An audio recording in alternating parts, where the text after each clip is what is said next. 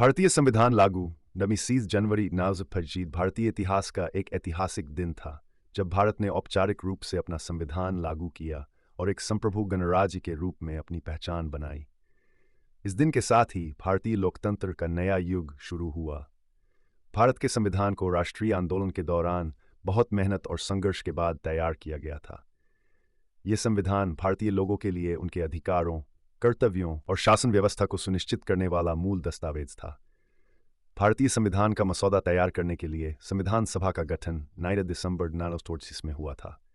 यह सभा भारत की स्वतंत्रता संग्राम के महान नेताओं और बुद्धिजीवियों से बनी थी, जिनमें डॉक्टर भीमराव अंबेडकर, पंडित जवाहरलाल नेहरू, सरदार वल्लभभाई पटेल, मौलाना अबुल कलाम आज़ाद और अन्य प्रमुख नेता शामिल थे। इन नेताओं और विशेष चुने संविधान को तैयार करने के लिए कई महीनों तक लगातार बैठकें की और 6 नवंबर 1949 को संविधान को अंतिम रूप दिया।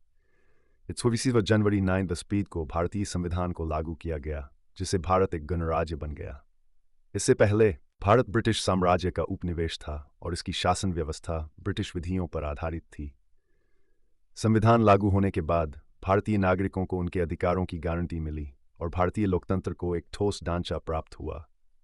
भारतीय संविधान में नागरिकों के मौलिक अधिकारों को प्रमुख स्थान दिया गया है, जैसे स्वतंत्रता, समानता और धर्मनिरपेक्षता।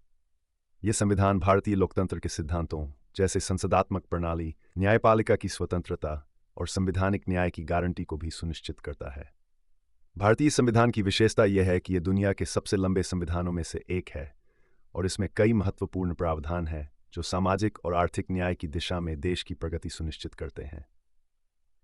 संविधान में यह भी प्रावधान किया गया कि भारत एक धर्मनिरपेक्ष, समाजवादी और लोकतांत्रिक गणराज्य होगा जो सभी धर्मों, जातियों और समुदायों के साथ समान व्यवहार करेगा। यह भारतीय संघ की संरचना, न्यायपालिका की कार्यप्रणाली और राज्यों के अधिकारों को भी स्पष्ट करता है। संविधान लागू होने के साथ ही भारत ने अपने नए लोकतांत्रिक शासन की शुरुआत की और यह दिन भारतीय इतिहास में हमेशा के लिए याद रखा जाएगा। भारतीय संविधान न केवल एक कानूनी दस्तावेज है, बल्कि यह भारतीय समाज के विभिन्न वर्गों के बीच न्याय, समानता और स्वतंत्रता को बढ़ावा देने का एक सशक्त माध्यम भी है।